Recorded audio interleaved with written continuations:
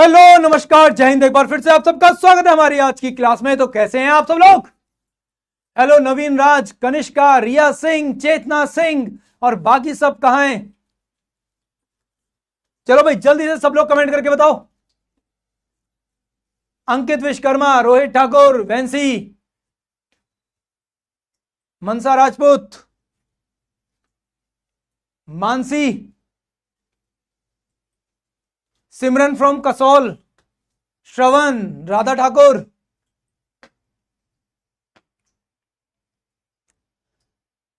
तो फाइनली सब लोग आ चुके हैं। हेलो याशिका। चलो आज की क्लास को लेकर जरा डिस्कशन करते हैं। एकता, हर्ष परमार। चलो तो फाइनली आज की क्लास में हमारा होगा president of India, vice president के बारे में, एंड साथ में हम लोग पढ़ेंगे गवर्नर्स। गवर्नर्स मतलब कि स्टेट्स को लेकर हम लोग आज करेंगे डिस्कशन। तो आज पढ़ने से पहले हम लोग अभी तक क्या कर चुके हैं? डीपीएसपी को पढ़ चुके हैं, ठीक है। डीपीएसपी के बाद आज हमारा जो चलेगा वो चलेगा प्रेसिडेंट के बारे में। प्रेसिडेंट के साथ साथ हमारा चलेगा वाइस प्रेसिडेंट, एंड साथ में हम लोग पढ़ेंगे किसके बारे में? गवर्नर्स के बारे में, गवर्नर्स ऑफ स्टेट के बारे में। वेल, एक इनिशियल स्टार्टिंग से पहले यहां पे आपको ये चीज समझाने के लिए मैंने रखा है। हो गया? Thank you so much.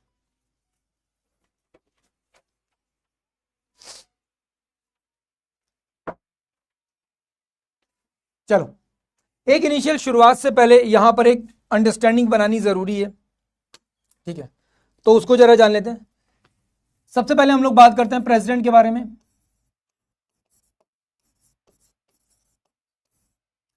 उसके बाद आता है बीच में एक आदमी जो लगभग लगभग इसी के सबऑर्डिनेट एक तरह से काम करता रहता है, जिसका नाम है vice president.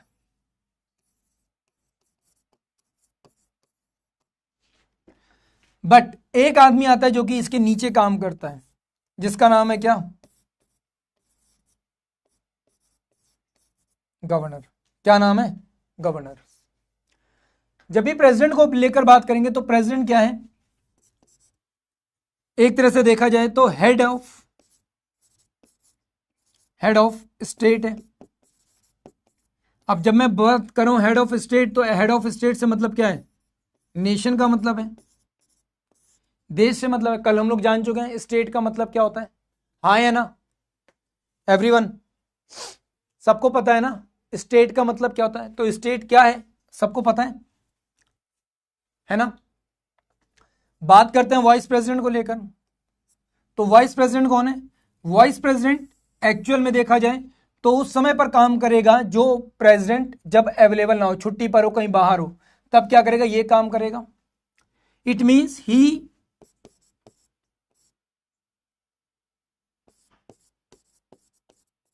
Behave like a president या act like a president.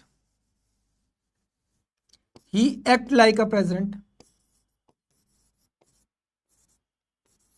like a president in certain condition या some condition,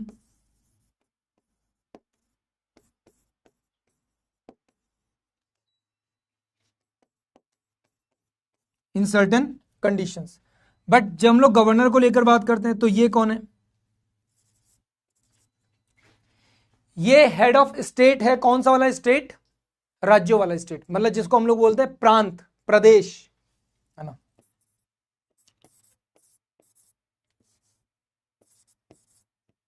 हेड ऑफ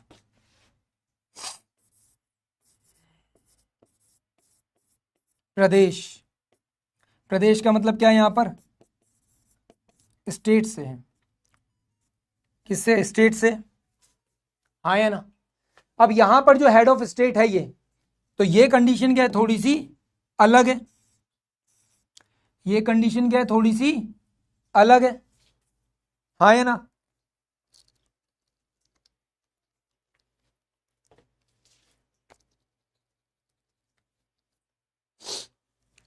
ये कंडीशन क्या है, थोड़ी सी अलग है ना। क्यों अलग है? क्योंकि जब इसको लेकर बात करते हैं तो he was a shadow of president, एक तरह से क्या, राष्ट्रपति की एक शैडो की तरह से काम करता है। जो हमारा राष्ट्रपति है, प्रेसिडेंट है, उसकी क्या शैडो के जैसा काम करता है ना। प्रदेशों में, आपके राज्यों में बिहेव लाइक अ प्रेसिडेंट करता है, प्रेसिडेंट नहीं है बट उसके जैसा बिहेव रखता है। क्यों? क्योंकि अपॉइंटेड बाय द प्रेसिडेंट है, इसी ने इसको भेजा यहां पे काम करो जाकर, है ना। तो एक तरह से क्या है, एजेंट और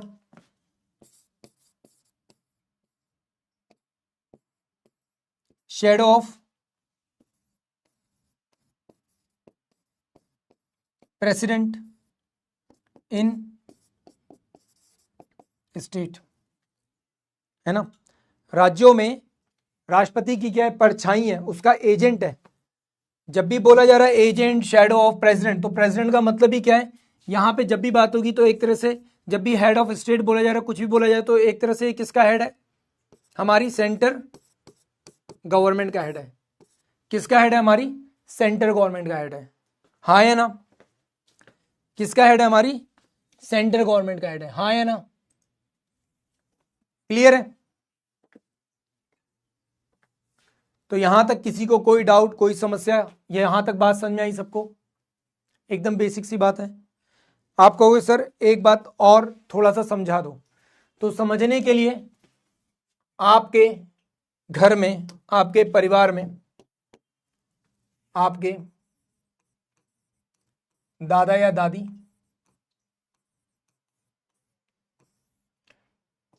इनके कुछ बच्चे हुए, जिनमें से एक है आपके ताऊ जी, एक और कोई ताऊ जी, ठीक है, एक हो गए आपके पापा जी, आपके पिताश्री, ठीक है, एक हो गए आपके चाचा जी। कौन? चाचा जी। भले ही दादा दादी आपकी पूरी फैमिली के क्या हैं, हेड हैं, सर्वे सर्वा है, बट इनके भी तो अपने परिवार हैं, ये उस परिवार के क्या हैं, सर्वे सर्वा हैं, ये भी तो उनके अपने क्या हैं, सर्वे सर्वा हैं, है ना। बट सबके सब यूनाइट तो एक ही फैमिली से, एक ही फैमिली ग्रुप से आते हैं, है ना। किससे आते हैं, एक ही फैमिली ग्रुप से आते हैं। इसी को आप लोग क्या कहते हो, अपनी शुद्ध भाषा में कहोगे जी सर ये हमारा कुंबा है। क्या कहोगे, ये हमारा कुंबा है। कुंबा है मतलब पूरा परिवार है, कुल है हमारा, क्या है, हमारा कुल है। और ये क्या है, आपकी छोटी छोटी फैमिली यूनिट्स हैं, आपकी क्या है, फैमिली यूनिट्स हैं, है ना। और ये अपनी अपनी ग्रुप के क्या है, हेड है, बट सबकी रिपोर्टिंग किसको है, इसी आदमी को है। समझ में आई बात, हाँ या ना? क्लियर है? क्लियर है, हाँ या ना? आप सभी के परिवार में जो भी कुछ डिसीजन होता है, मे बी आपके पेरेंट्स लेते होंगे, आपके मम्मी या पापा लेते होंगे, बट मोस्टली आपके मम्मी पापा के ऊपर भी अगर किसी की चलती है तो किसकी चलती है, आपके दादा दादी की चलती है, हाँ या ना? क्लियर है? तो एग्जैक्टली बिल्कुल वैसे ही हर एक स्टेट में गवर्नर है, ये सिर्फ और सिर्फ प्रेसिडेंट का सहायक के तरीके से एक्ट एज अ प्रेसिडेंट करेगा जब भी रिक्वायरमेंट होगी। अदरवाइज ये क्या करेगा, ये क्या करेगा, ये जितने भी स्टेट से आए हुए मेंबर्स हैं उनको लीड करता है, कहां पर, राज्यसभा में। तो राज्यसभा का क्या है, चेयरमैन है।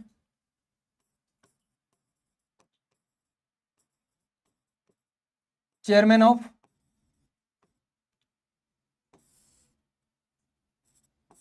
राज्यसभा, क्या है ये, चेयरमैन ऑफ राज्यसभा है।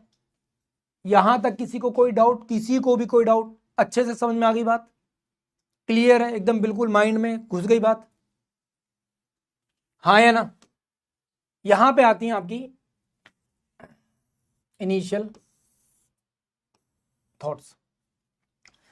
सबसे पहले अगर इस पूरे लेक्चर की बात की जाए, आज की क्लास में अगर इस पूरे लेक्चर की बात की जाए, तो इस पूरे लेक्चर को एक्चुअल में इसी एक सिंगल स्लाइड में हम लोगों ने कवर कर रखा है, कंप्लीट सारी इंफॉर्मेशन यहां पर है, ठीक है।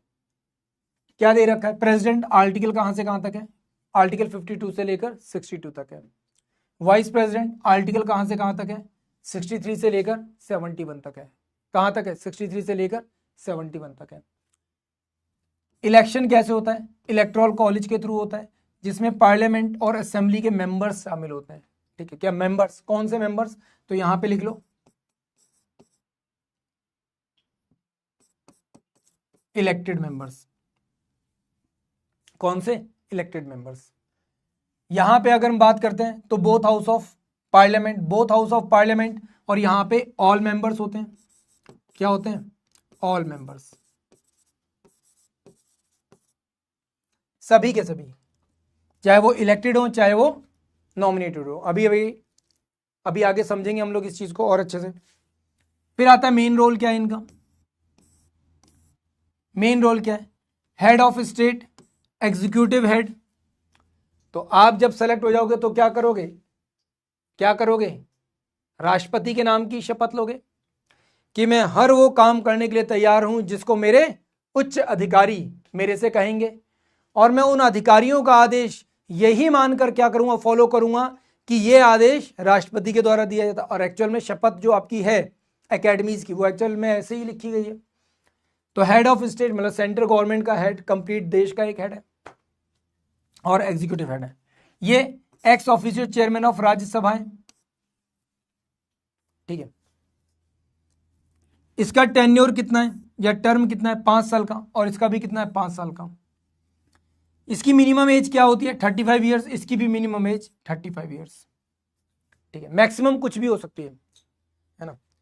रिमूवल इसका कैसे होगा? बाय द इंपीचमेंट प्रोसेस, और यहां पे resolution by the Rajya Sabha plus Lok Sabha. तो काफी हद तक बिहेव करता है इंपीचमेंट के जैसा, पर इसको इंपीचमेंट वर्ड यूज नहीं करेंगे। क्या करेंगे? इंपीचमेंट वर्ड यूज नहीं करेंगे, बट बिहेव करता है इंपीचमेंट के जैसा, है ना। Looks like a impeachment but not a impeachment, है ना। तो यहां पे लिख लो चाहो तो।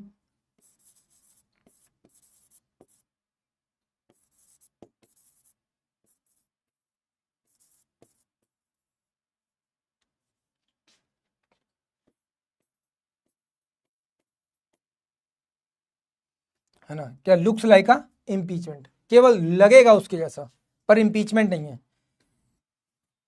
वैकेंसी अगर रिप्लेस हो जाती है तो यहां पर अगर प्रेसिडेंट छुट्टी पर है, अवेलेबल नहीं है, तो वाइस प्रेसिडेंट क्या करेगा? इसको लीड करने का काम करेगा।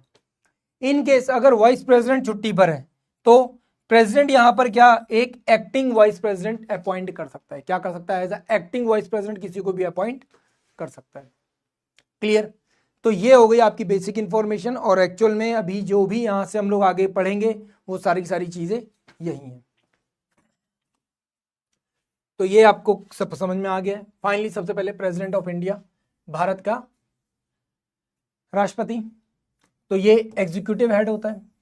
ठीक है, इसके लिए प्रोविजन बात करेंगे तो 52 से लेकर 78 तक आता है। 78 तक सारे के सारे प्रोविजन है। मेनली जो आते हैं वो कहां तक आते हैं? 72 तक हमको देखने को मिलते हैं वैसे।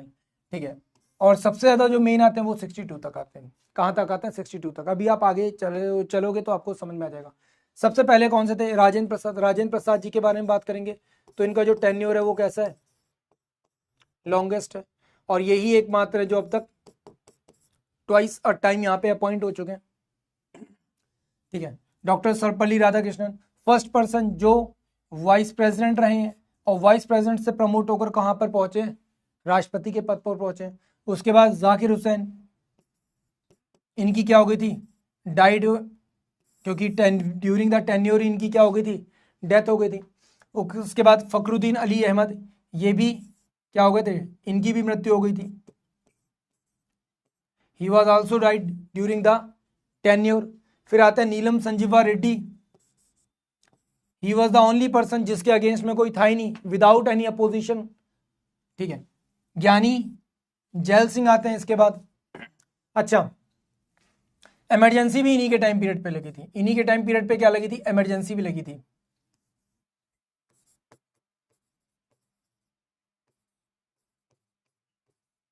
इमरजेंसी भी इन्हीं के टाइम पीरियड पे लगी थी। फिर आते हैं रामास्वामी वेंकट रमन। ठीक है, फिर उसके बाद आते हैं शंकर दयाल शर्मा।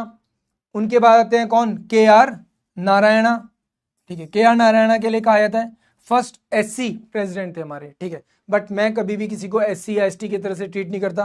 अनफॉर्चुनेटली जो हमारी मीडिया है, हमारे जो मिनिस्टर्स हैं, इनकी बुद्धि भ्रष्ट हो चुकी है, तो ये लोग हमेशा ऐसे ही बोलते हैं कि पहला राष्ट्रपति ये था, इस वर्ग से आता था, ये सब चीज़ें बोलते हैं। बट मुझे लगता है राष्ट्रपति राष्ट्रपति होता है, पूरे देश के लिए एक जैसा होता है। आज के टाइम पर भी सब लोग इसी तरीके से ट्रीट करते हैं यहाँ पर, अनफॉर्चुनेट है बहुत। उसके बाद डॉक्टर एपीजे अब्दुल कलाम, ठीक है, इन्हें पीपल्स प्रेसिडेंट कहते हैं। क्या कहते हैं? Peoples president. यहां पे एपीजे अब्दुल कलाम को दोबारा राष्ट्रपति बनाया जाना चाहिए था, बट होता क्या है कि एपीजे अब्दुल कलाम कहते हैं भाई देखो मैं यहां पर इलेक्शन में पार्टिसिपेट नहीं करूंगा, और किसी ऐसी महिला के अगेंस्ट में तो बिल्कुल भी नहीं करूंगा। ऐसी महिला मतलब कि प्रतिभा देवी सिंह पाटिल। क्यों? क्योंकि इनका जो कंप्लीट टेन्योर है सबसे ज्यादा डिस्प्यूटेड है। क्या है? डिस्प्यूटेड है।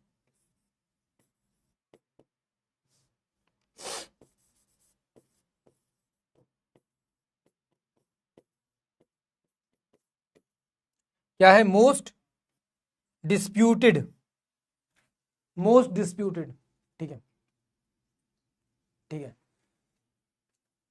क्या मोस्ट डिस्प्यूटेड? क्यों है मोस्ट डिस्प्यूटेड?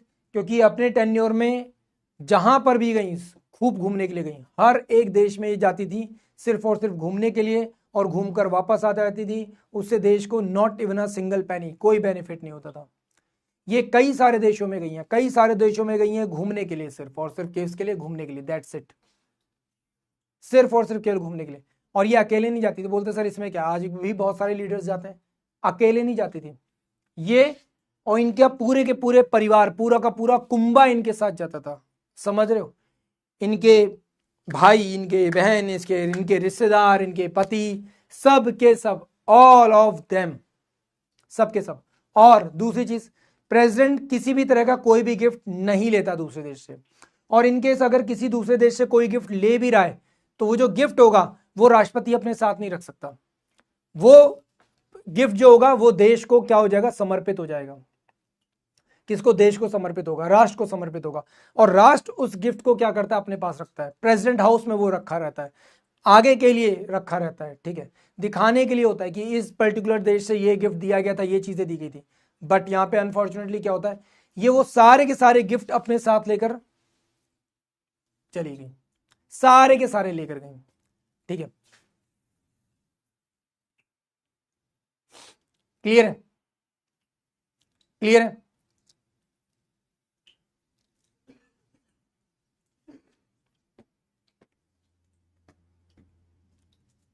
क्लियर। फिर उसके बाद आते हैं प्रणब मुखर्जी। ही वॉज द मोस्ट, मतलब इनको लेकर यह बोला जा रहा था कि ही वॉज द ओनली पर्सन जिसको एक्चुअल में उस समय पर प्रधानमंत्री बनाया जाना चाहिए। बट अनफॉर्चुनेटली प्रधानमंत्री का एक बहुत अच्छा कैंडिडेट यहां पर क्या कर दिया इन लोगों ने? वेस्ट कर दिया। क्या बनाकर? राष्ट्रपति बनाकर। उसके बाद श्री रामनाथ कोविंद जी आते हैं, एंड फाइनली आज के टाइम पर कौन आ रही है? द्रौपदी मुर्मू जी आ रही हैं। कौन आ रही है? द्रौपदी मुर्मू जी आ रही हैं। एंड द्रौपदी मुर्मू जी ने एक सबसे बड़ा इंपैक्ट क्या डाला है? सबसे बड़ा इंपैक्ट क्या डाला है? इन्होंने अपने आस पास साथ में बहुत सारी फीमेल एडजुटेंट को क्या किया है? अपॉइंट किया है, ठीक है, नेवी से, एयरफोर्स से, इवन डिफरेंट डिफरेंट जो गवर्नर्स हैं उनको ही बोला है, ठीक है। तो एक तरह से देखा जाए तो वुमेन एम्पावरमेंट का सही एग्जाम्पल अगर कोई प्रेजेंट कर रहा है तो कौन कर रही है? द्रौपदी मुर्मू जी कर रही है। और ये she was the perfect example of women empowerment. Well, article 52 सबसे पहले आता है, जहां पे हम लोग बात करते हैं भारत का एक राष्ट्रपति होगा। भारत का एक राष्ट्रपति होगा।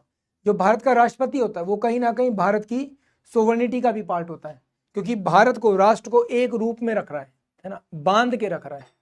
एग्जीक्यूटिव का हेड है, भारत का एक राष्ट्रपति है, और कहीं ना कहीं हमारी जो सोवरेन पावर है उसका भी सर्वे सर्वा है, उसका भी हेड है।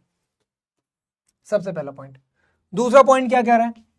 Article number 53, executive power of union को लेकर क्या कह रहा है कि भाई देखो, जो एग्जीक्यूटिव पावर होगी ना उसको भी लीड कौन करेगा? हमारा राष्ट्रपति करेगा। इट मींस गवर्नमेंट के थ्रू जो भी अपॉइंटमेंट्स हो रही हैं, जो भी गवर्नमेंट अपॉइंटमेंट्स हो रही हैं, क्या हो रही हैं,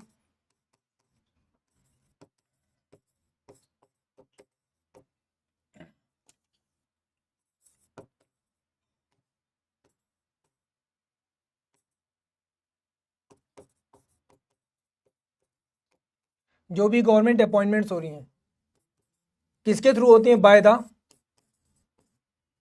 प्रेसिडेंट, बाय द प्रेसिडेंट। किसके थ्रू हो रही है, बाय द प्रेसिडेंट हो रही है। ठीक है। He was also called as a supreme commander. Supreme commander बोले तो army, navy and air force, army navy and air force, army navy and air force, एक तरह से बोला जाए आर्म फोर्सेस, है ना, हमारी आर्म्ड फोर्सेस, है ना, हमारी आर्म्ड फोर्सेस, है ना। क्लियर है, यहां तक बात समझ में आ गई। चलो फिर आता है election of president. Election of president जब भी बात करेंगे तो सीधे सीधे आर्टिकल क्या लगाओगे, article number 54।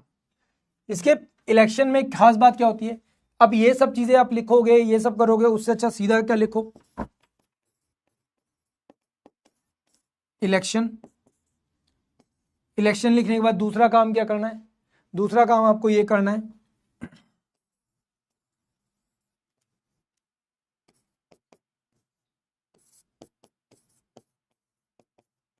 Elected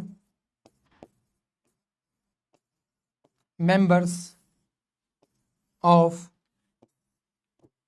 Lok Sabha and Rajya Sabha. Lok Sabha and Rajya Sabha मतलब कि एक तरह से parliament,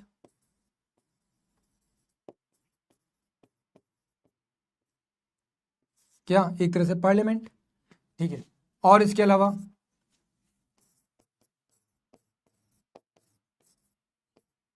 elected members of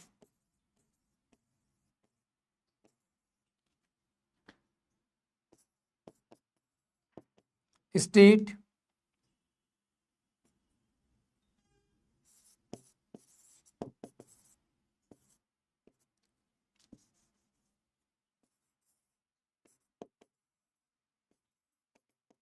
legislative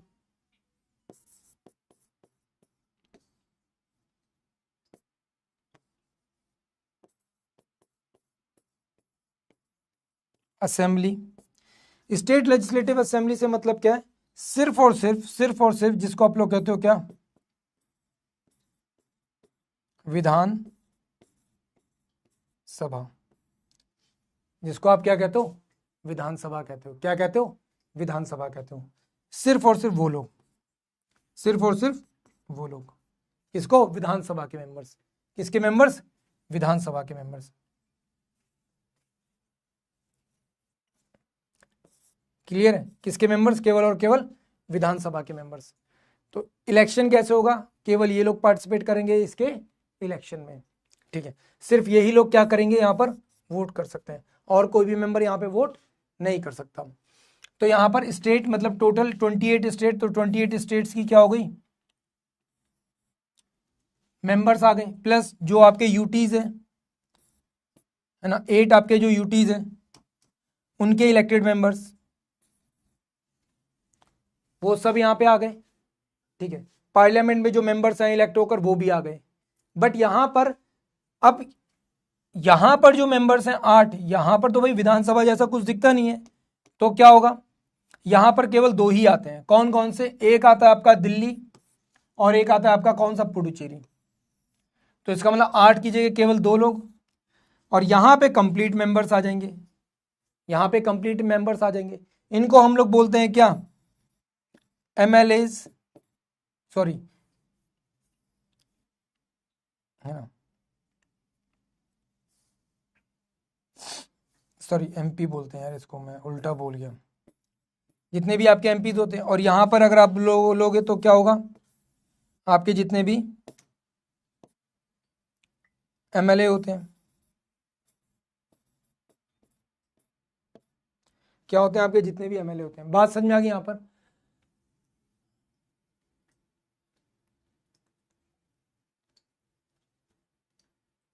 बताएंगे समर्थ, बताएंगे, अभी रुक जाओ, 2 क्लास के बाद वही आएगा फिर।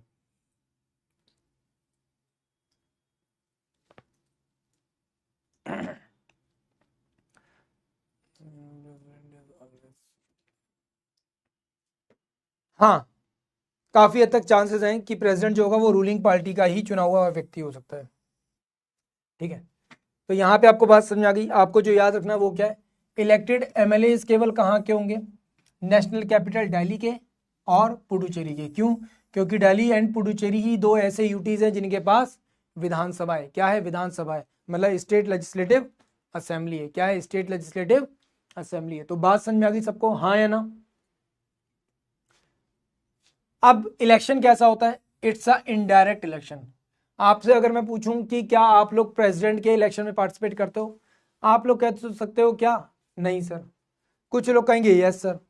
तो आप में से कुछ लोग कहेंगे यस, कुछ लोग कहेंगे नो। बट अगर मैं कहूं कि दोनों चीजें सही हैं, हाँ भी और ना भी, कैसे? कैसे? क्योंकि ये जो लोग इलेक्शन में पार्टिसिपेट कर रहे हैं ये कौन है? ये लोग कौन है? इलेक्टेड बाय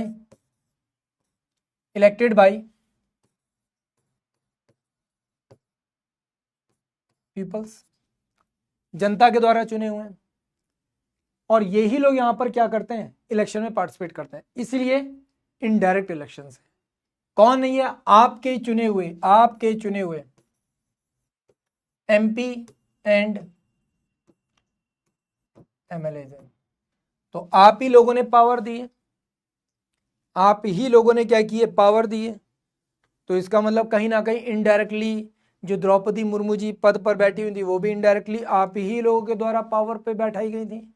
इनडायरेक्टली किसके द्वारा? आप ही लोगों के द्वारा इनडायरेक्टली पावर में बैठाई गई थी। कौन? Draupadi Murmu ji. Name of election, election का जो प्रोसेस है उसको क्या कहते हैं? उसको कहते हैं हम लोग सिंगल ट्रांसफरेबल वोटिंग सिस्टम। पूरा अगर हम लोग बोलेंगे तो system of the proportional presentation of a single transferable voting system. अब आपको सर ये है क्या? क्योंकि आर्टिकल नंबर 55 में यहाँ पे कैलकुलेशन दिया गया है। क्या दिया गया? कैलकुलेशन दिया गया है। Vote of the value of 1 MLA. For example, अब एक एमएलए की वोट की वैल्यू पहले निकाली जाएगी। पहला प्रोसेस क्या है? एक एमएलए की वोट की वैल्यू निकालना। दूसरा प्रोसेस क्या है? एक एमपी के वोट की वैल्यू निकालना। किसकी? एक एमपी के वोट की वैल्यू निकालना। तो एमएलए के वोट की वैल्यू कैसे निकालोगे? तो टोटल पॉपुलेशन, फॉर एग्जांपल हम यूपी की बात करते हैं। यूपी की जो टोटल पॉपुलेशन है वो क्या है? मे बी 25 करोड़ है। कितनी? 25 करोड़ यूपी की पॉपुलेशन है। टोटल एमएलए कितने हैं? तो अगर हम लोग टोटल एमएलए के बारे में बात करेंगे तो 403 एमएलए हैं। कितने? 403 एमएलए इंटू 1000। तो जो भी वैल्यू निकल के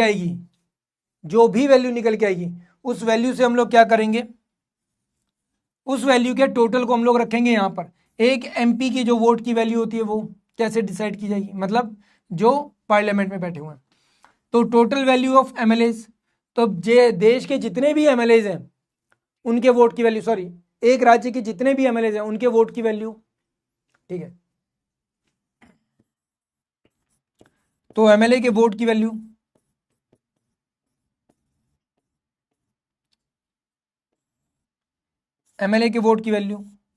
divided by total elected MPs. अब यूपी में कितने एमपीज इलेक्ट होते हैं?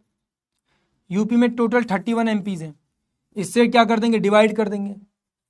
क्या कर देंगे? डिवाइड कर देंगे। तो डिवाइड करके जो निकलेगा वो एक एमपी के वोट की वैल्यू आ जाएगी। उस हिसाब से हम लोग क्या करेंगे? वैल्यू को डिसाइड कर देंगे कि कितने वोट किसको मिले हैं। उस वैल्यू को काउंट करेंगे तो हमको क्या मिल जाएगा? कंप्लीट वोटिंग परसेंटेज मिल जाएगा। सब लोगों का क्या मिल जाएगा? वोटिंग परसेंटेज मिल जाएगा। अब वोटिंग परसेंटेज मिल जाएगा तो इसका मतलब ये नहीं है कि हाँ भाई हम लोग डिसाइड कर देंगे। सबसे पहली चीज यहां पर no one will be rejected. आप किसी को रिजेक्ट नहीं करोगे। आप यहां पर क्या करते हो? वरीयता देते हो। वरीयता मतलब कि अपनी एक्सेप्टेंस देते हो कि कौन आपको कितना पसंद है। For example, if I said कि आपके सामने एक तरफ है ऐश्वर्या राय, एक तरफ है आपके पास शिल्पा शेट्टी, एक तरफ है आपके पास, किसको बनाओगे, कैटरीना कैफ, एक तरफ है आपके पास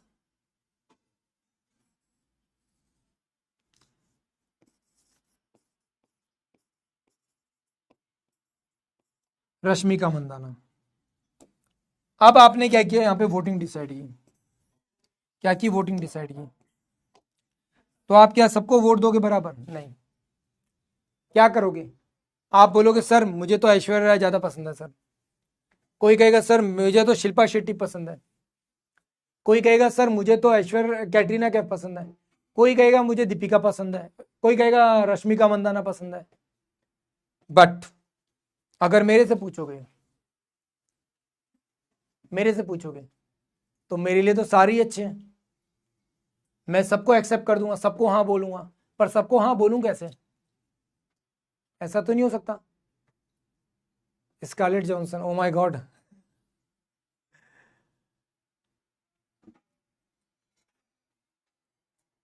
माधुरी दीक्षित, अच्छा,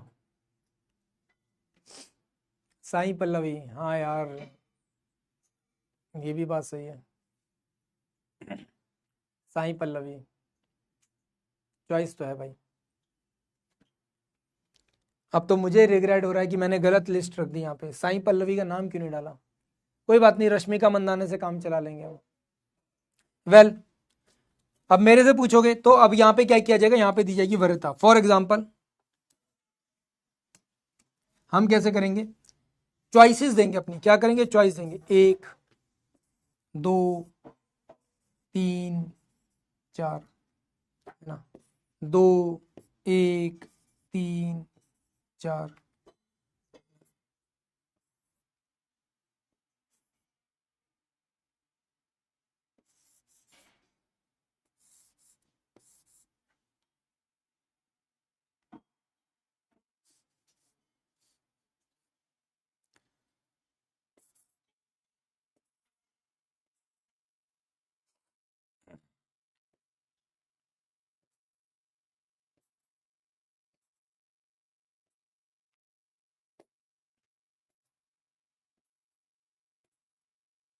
मान लो इस तरह से वोटिंग दे दी। अब वोटिंग दे दी तो क्या होगा, जिसको मोर देन 50% वोट मिलेंगे वो चुना जाएगा। तो यहाँ पे एक कंडीशन क्या है, वोटिंग परसेंटेज कितना चाहिए,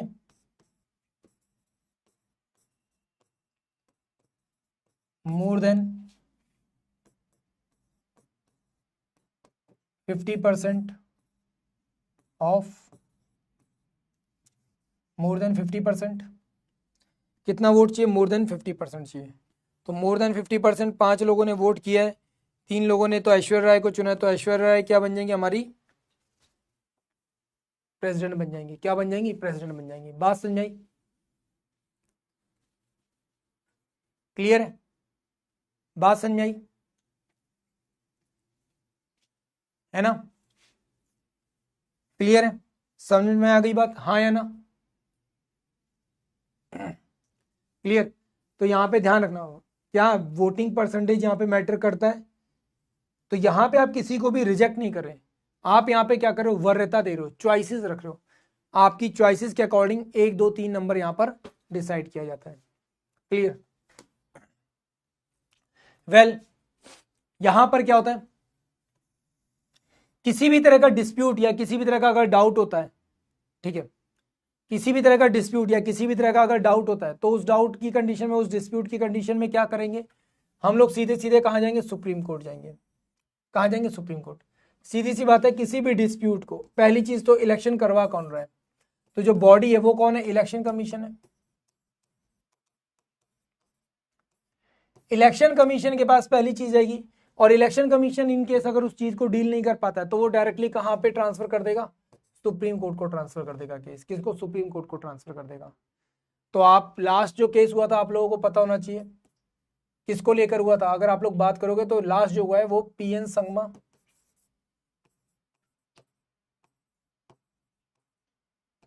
पीएन संगमा वर्सेस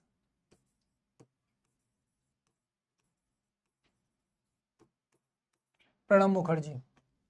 कौन सा केस हुआ था? PN Sangma versus Pranab Mukherjee case हुआ था। वेल, इलेक्शन को लेकर अगर बात करते हैं तो इसको मॉनिटर करने का काम, इसको करवाने का काम सारा का सारा किसका होता है? इलेक्शन कमीशन ऑफ इंडिया का होता है, जो कि मैंने आपको यहाँ पे बता दिया। द ओनली प्रेसिडेंट, कौन? Neelam Sanjiva Reddy, has been elected unopposed. ठीक है, जो मैं आपको पहले ही बता चुका हूँ, इनके अगेंस्ट में कोई था ही नहीं, डायरेक्ट सीधे अपॉइंट हुए। फिर आते हैं doctor Rajendra Prasad, only president elected at twice a time और लॉन्गेस्ट टेन्योर। दो president, doctor Zakir Hussain and Fakhruddin Ali Ahmed, इनकी क्या हो जाती है? ड्यूरिंग द टेन्योर डेथ हो जाती है। क्या हो जाती है? ड्यूरिंग द टेन्योर डेथ भी हो जाती है। वेल, इसके बाद कार्यकाल को लेकर बात करते हैं तो कितना? 5 साल तक का कार्यकाल है। कितना है? 5 साल तक का कार्यकाल है।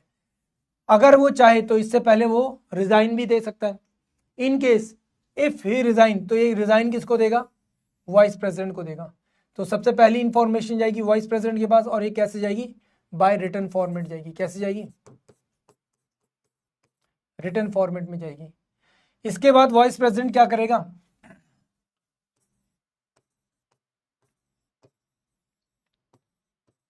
फर्स्ट इंफॉर्मेशन देगा, first inform to the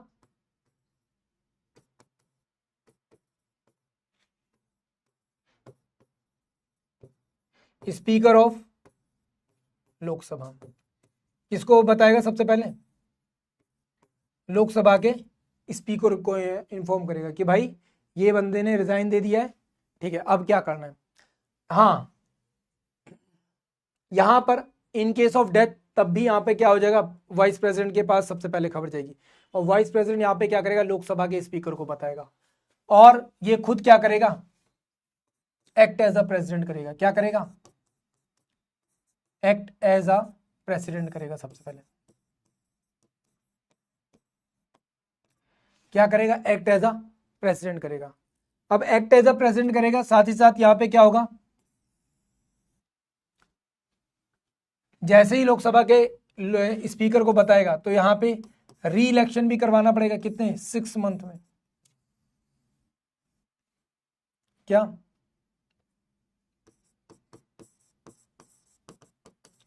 election with in 6 month. 6 महीने के अंदर क्या करवाना पड़ेगा? इलेक्शन भी करवाना पड़ेगा। फिर आता है री इलेक्शन। क्या ये दोबारा से इलेक्शन में पार्टिसिपेट कर सकता है? यस, कोई भी कोई भी प्रेसिडेंट जितनी बार चाहे उतनी बार क्या कर सकता है? पार्टिसिपेट कर सकता है। आर्टिकल नंबर 57 में बोला गया एन नंबर ऑफ टाइम। ठीक है, कितना? An number of time.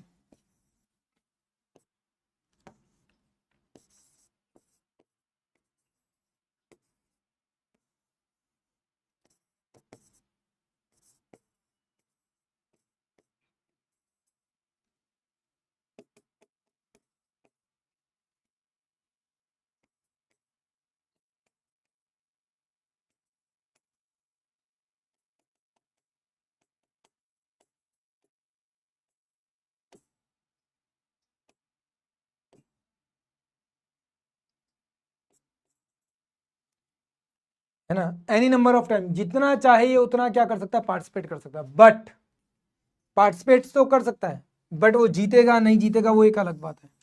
जब तक जीतता रहेगा तब तक वो प्रेसिडेंट बनता रहेगा। ठीक है, जब तक वो जीतता रहेगा तब तक वो प्रेसिडेंट बनता रहेगा। तो जितनी बार जीतेगा उतनी बार प्रेसिडेंट बनेगा। हर बार प्रोसेस 0 से शुरू होगा, ध्यान रखना। वेल, अब बात करते हैं इसकी एलिजिबिलिटी की। क्या क्या योग्यताएं चाहिए? सबसे पहले सिटीजन ऑफ इंडिया होना चाहिए। फर्स्ट ऑफ ऑल, भारत का नागरिक हो, है ना, सिटीजन ऑफ इंडिया हो, एट द एज ऑफ 35 कर चुका हो, 35 की एज पूरी कर चुका हो। ठीक है, साथ ही साथ हाउस ऑफ पीपल मतलब कि लोकसभा का क्या मेंबर बनने की एलिजिबिलिटी रखता हो। ये क्या एक तरह का एलिजिबिलिटी क्राइटेरिया है। कहां का? लोकसभा का। कहां का?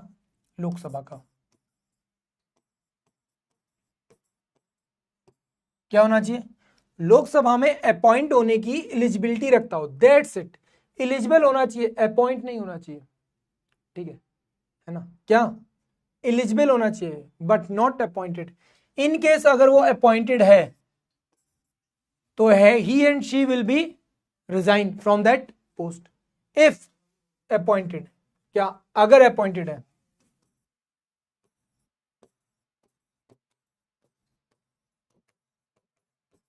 अगर अपॉइंटेड है तब क्या करना पड़ेगा, तो रिजाइन फ्रॉम द पोस्ट। आपको उस पोस्ट से क्या करना पड़ेगा, रिजाइन करना पड़ेगा, तभी आप क्या कर सकते हो, इस पद पर आकर बैठ सकते हो। दूसरी चीज क्या है, should not hold the post of profit. अब रिजाइन करना पड़ेगा, क्यों करना पड़ेगा, क्योंकि अगर रिजाइन नहीं किया तो वो पोस्ट ऑफ प्रॉफिट हो जाएगा। पोस्ट ऑफ प्रॉफिट मतलब कि आप डबल बेनिफिट ले रहे हो, क्या कर रहे हो, डबल बेनिफिट ले रहे हो, तो ये क्या है, एक तरह की शर्त है ना, क्या है, शर्त है आपकी, कंडीशन है कि किसी भी कंडीशन में अगर आप राष्ट्रपति बन रहे हो तो आपके पास कभी भी डबल बेनिफिट नहीं होना चाहिए, दो तरफ से सैलरी, दो तरफ से गवर्नमेंट बेनिफिट, ऐसी कोई चीज ना ले रहे हो, ऐसी कोई भी चीज ना कर रहे हो, ठीक है। दूसरा क्या कहता है, should be a mentally sound. Mentally sound का मतलब क्या है, मानसिक रूप से सही हो, ठीक है, पागल या दिवालिया ना हो, फाइनेंशियल स्टेबिलिटी ना हो, बैंक्रप्सी ना हो, इसके ऊपर क्या ना हो, साथ में बैंक्रप्सी ना हो, क्या चीज है,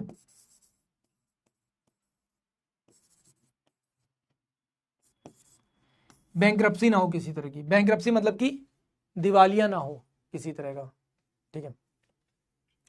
मतलब अगर आप फाइनेंशियल फ्रॉड करके बैठे हो, कुछ भी करके बैठे हो, तो भाई पहले से देख लेना सारी चीजें। और आर्टिकल नंबर 60 क्या कहता है, ओथ ऑफ प्रेसिडेंट, राष्ट्रपति को शपथ कौन दिलवाता है, तो नॉर्मली ये बोला जाता है chief justice of India, supreme court का जो भी हायर मोस्ट जज है। इन केस अगर ये नॉट अवेलेबल है,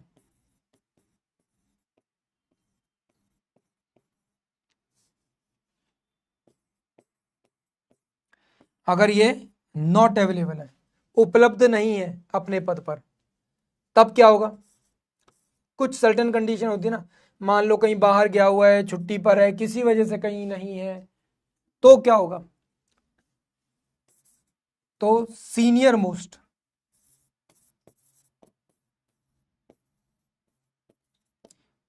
सीनियर मोस्ट जज ऑफ सुप्रीम कोर्ट, कौन, सीनियर मोस्ट जज of supreme court, supreme court का जो भी सीनियर मोस्ट जज होगा वो क्या करेगा यहां पर, वो क्या करेगा यहां पे, शपथ दिलवाने का काम करेगा, क्या करेगा, शपथ दिलवाने का काम करेगा, कौन, सीनियर मोस्ट, क्लियर, वेल। अब आता है इसका इंपीचमेंट, कि इसे पद से हटाया कैसे जाएगा, तो आर्टिकल 61 हमें बताता है इसके इंपीचमेंट प्रोसेस के बारे में।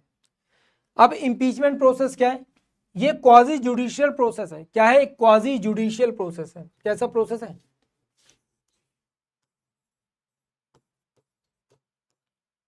क्वाजी जुडिशियल प्रोसेस है,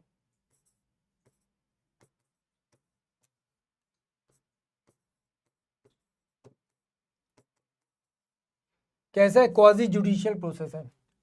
रिमूवल की कंडीशन क्या होगी, सबसे पहली चीज तो ये कि रिमूवल की कंडीशन क्या है, रिमूवल की कंडीशन है वॉयलेशन ऑफ कॉन्स्टिट्यूशन, अगर वो किसी भी स्थिति में संविधान के विरुद्ध गया है, कॉन्स्टिट्यूशन के अगेंस्ट गया है ना, संविधान के विरुद्ध क्या है, अब संविधान के विरुद्ध क्या है ये कौन डिसाइड करेगा,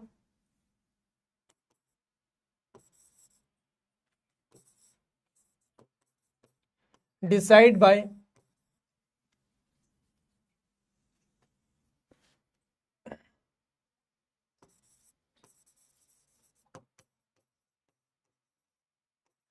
पार्लियामेंट। अब पार्लियामेंट भी क्या करेगी, पार्लियामेंट यहां पे बनाएगी एक कमेटी, क्या बनाएगी, एक कमेटी बनाएगी,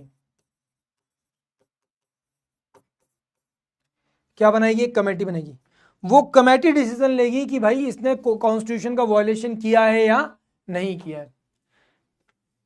sir should not hold any post of profit in article 60 लिखा हुआ है, आर्टिकल 60 अच्छा सही कर लो भाई उसे, कहाँ लिखा हुआ है, अच्छा इसे सही कर लो यार, गलत लिखा हुआ है, सॉरी।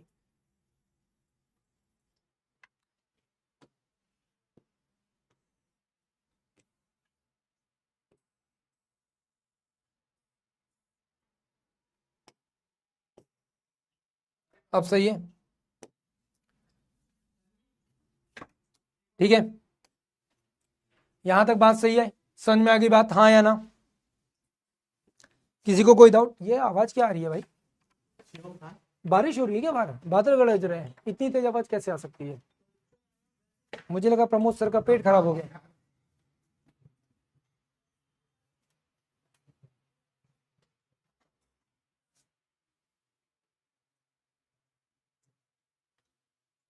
चलो बात समझ में आई यहां तक, हाँ या ना?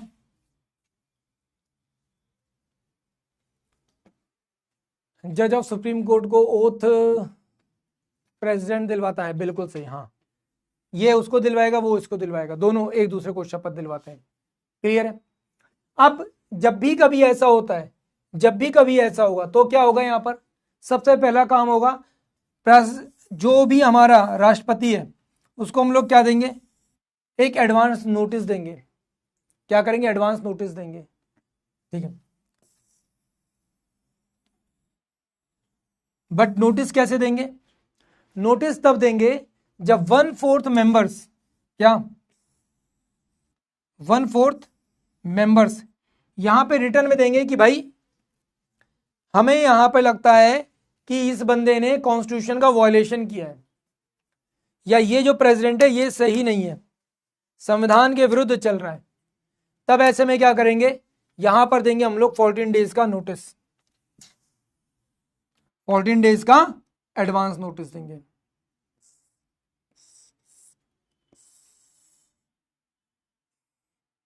फोर्टीन डेज का क्या करेंगे? एडवांस नोटिस देंगे। क्या करेंगे? 14 डेज का एडवांस नोटिस देंगे। और इस 14 डेज के एडवांस नोटिस में, इस 14 डेज के एडवांस नोटिस में प्रेसिडेंट के पास कंप्लीट राइट है कि वो क्या करना चाहता है।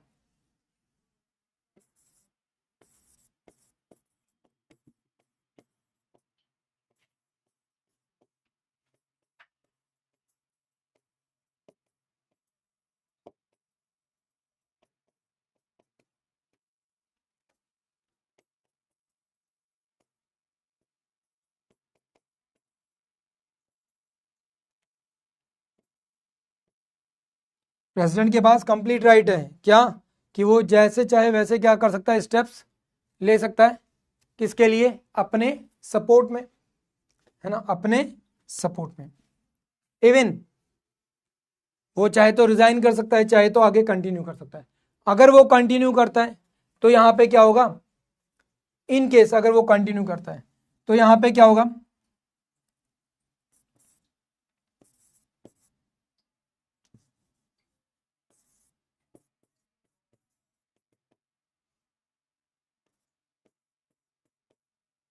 अगर कंटिन्यू करता है तो क्या होगा? पार्लियामेंट बनाएगी यहां पे कमेटी। क्या करेगी? कमेटी। क्या बनेगी? कमेटी बनाएगी पार्लियामेंट। अब ये कमेटी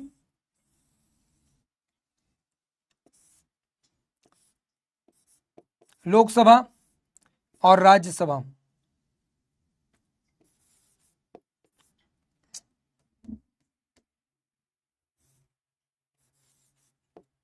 और राज्यसभा दोनों चाहे तो कंबाइन करके भी बना सकती हैं, दोनों चाहे तो अलग अलग भी बना सकती हैं। अगर अलग अलग बनाई तो अलग अलग रिपोर्ट देंगी। उसके हिसाब से यहाँ पे 2/3 की मेजोरिटी से क्या होगी? वोटिंग होगी। क्या होगी? वोटिंग होगी। और चाहे तो एक साथ बना सकती हैं, तो उसके बाद भी क्या हो सकती है? यहाँ पे 2/3 की मेजोरिटी से वोटिंग हो सकती है। ठीक है, दोनों कंडीशन है। जल्दी करना है तो एक साथ बनाएंगी, नहीं करना है तो ये काम करेंगी। ठीक है, तो 2/3 की मेजोरिटी के साथ यहां पर क्या करना पड़ेगा? वोट देना पड़ेगा। अगर वोट चला जाता है 2/3, तो यहां पे रिजाइन करना पड़ेगा। अगर 2/3 वोट नहीं जाता है तो प्रेसिडेंट अपनी पोस्ट पे कंटिन्यू काम करेगा। बट यहां पे ध्यान रखना, 2/3 की जो मेजोरिटी होती है इसमें एक कंडीशन होती है, क्या? No one will be absent. क्या?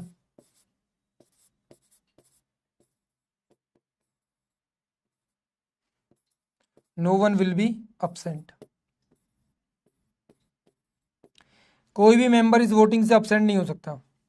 अगर absent होता है कोई भी पर्सन इसमें से, तो यहां पर क्या होगा, वोटिंग नहीं मानी जाएगी, है ना, वोटिंग नहीं मानी जाएगी। तो यहाँ पे सबका उपस्थित होना जरूरी है, ठीक है, सबको पता होता है कि कौन किसको वोट दे रहा है, कैसे वोट दे रहा है, सब कुछ पता होता है। तो ध्यान रखना। अब यहाँ पर ये चीज भी आपको क्लियर हो गई कि वॉयलेशन ऑफ कॉन्स्टिट्यूशन ये डिसाइड भी कौन करेगा, पार्लियामेंट करेगी। वैसे तो यहाँ पे लिखा हुआ है constitution does not define the meaning violation of constitution. तो जब डिफाइन नहीं किया गया तो डिफाइन करने के लिए कोई तो चाहिए, तो कौन करेगा यहाँ पर, प्रेसिडेंट, पार्लियामेंट करेगी। कौन करेगा, पार्लियामेंट डिफाइन करेगी। तो यहाँ पे ये चीज ध्यान रखना, ये कमेटी काम करेगी, ये कमेटी पूरी रिपोर्ट देखेगी, जानेगी, समझेगी कि भाई वॉयलेशन हुआ है या नहीं हुआ है। अब बात करते हैं हम लोग राष्ट्रपति की शक्तियों के बारे में, उसके कार्यों को लेकर। तो यहाँ पे सबसे पहले आता है एडमिनिस्ट्रेटिव बॉडीज, इसके एडमिनिस्ट्रेटिव वर्क्स। आर्टिकल नंबर 77 क्या कहता है, आर्टिकल नंबर 77, आर्टिकल नंबर 77 कहता है कि भाई यहाँ पे बहुत सारे लोग हैं, बहुत सारे मेंबर्स हैं, उन लोगों के अपॉइंटमेंट के बारे में, उनके वर्क को लेकर यहाँ पर ये क्या करता है, काम करता है। एडमिनिस्ट्रेटिव वर्क है, कहीं ना कहीं उनको लीड भी कर रहा है, क्योंकि उन्हीं के, इसी के नाम से वो सारे के सारे लोग काम करते हैं। क्या करते हैं, इसी के नाम से काम करते हैं। तो भाई जब इसी के नाम से काम कर रहे हैं तो अपॉइंटमेंट भी तो यही करेगा। आज के टाइम पीरियड पे आप लोगों की कोई पहचान है, मे भी होगी, बट एक्चुअल में आपकी जो पहचान है किससे, आपके पिताजी के नाम से। किसके नाम से, आपके पिताजी के नाम से, हाँ या ना, है ना, बहुत सीधी सिंपल सी बात है। तो आज के टाइम पर आपको कोई भी काम दिया जा रहा है तो आप कौन दे रहा है, आपके फादर ही दे रहे हैं, आपकी मदर दे रही है वो काम, समझे,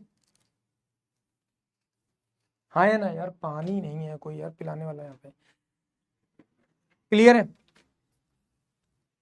शिवम?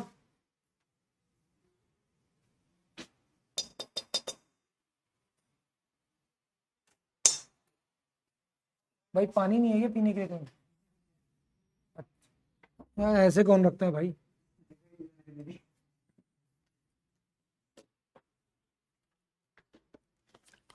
हाँ या ना, बात समझ में आ गई?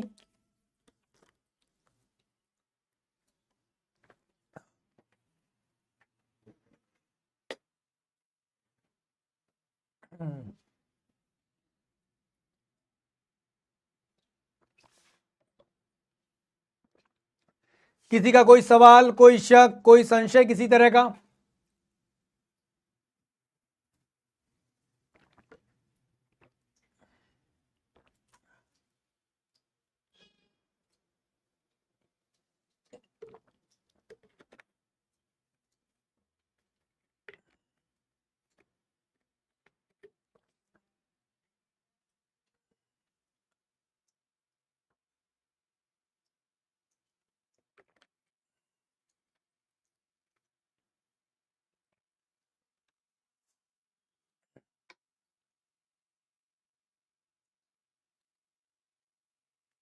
हाँ भाई, किसी का कोई डाउट, कोई समस्या?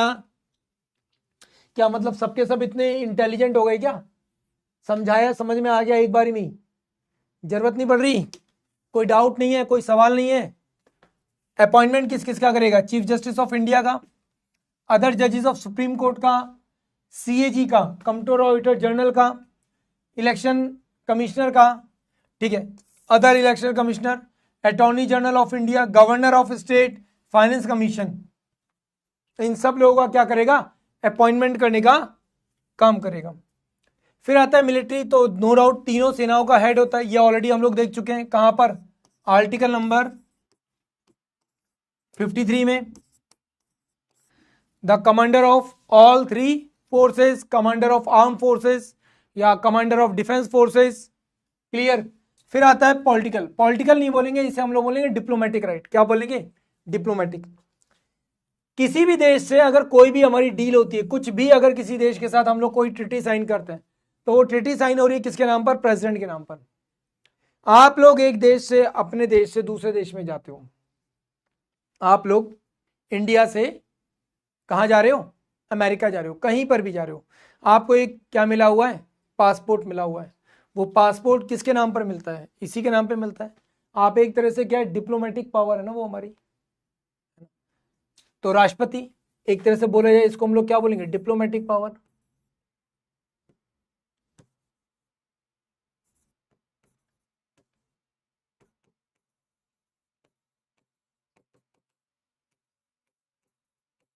ये एक तरह से क्या डिप्लोमेटिक पावर भी है, क्योंकि दूसरे देशों के साथ रिलेशन कौन बनाता है, यही बनाता है। तो इसे राजनयिक शक्ति भी बोल सकते हैं। फिर आता है हमारी लेजिस्लेटिव पावर। तो पार्लियामेंट का सेशन कब भी होगा ये यही डिसाइड करता है, यही बुलाता है।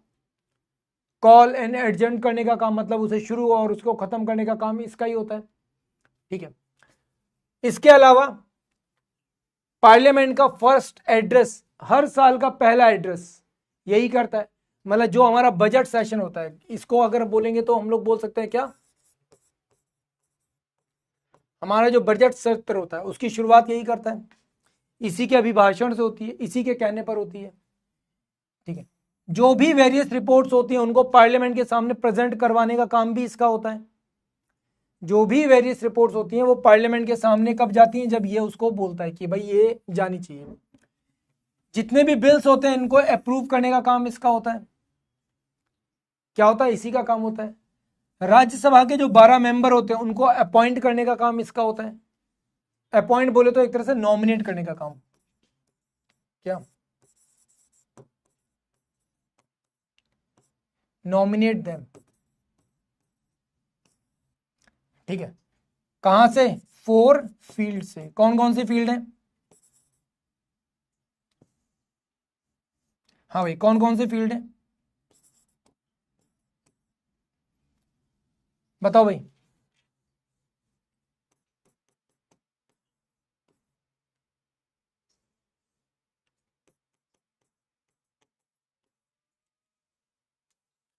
बताओ भाई।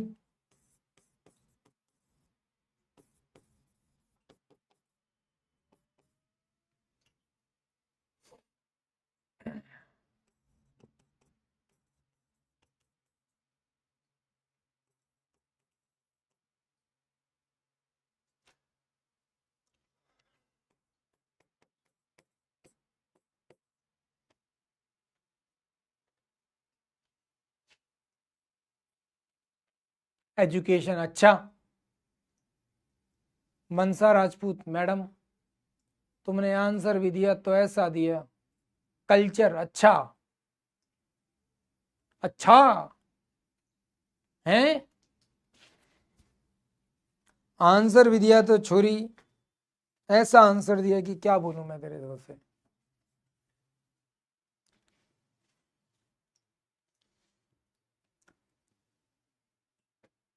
सोशल सर्विस, कला, साहित्य है, साइंस।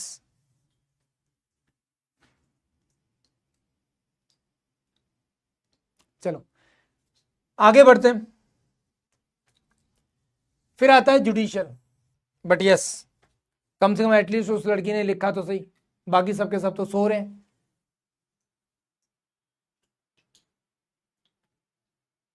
बेटा एंग्लो इंडियन सब खत्म हो चुके हैं, पहले कभी हुआ करता था एंग्लो इंडियन का पोस्ट, अब खत्म हो चुका है, इसलिए अब पढ़ने की जरूरत भी नहीं है। ठीक है।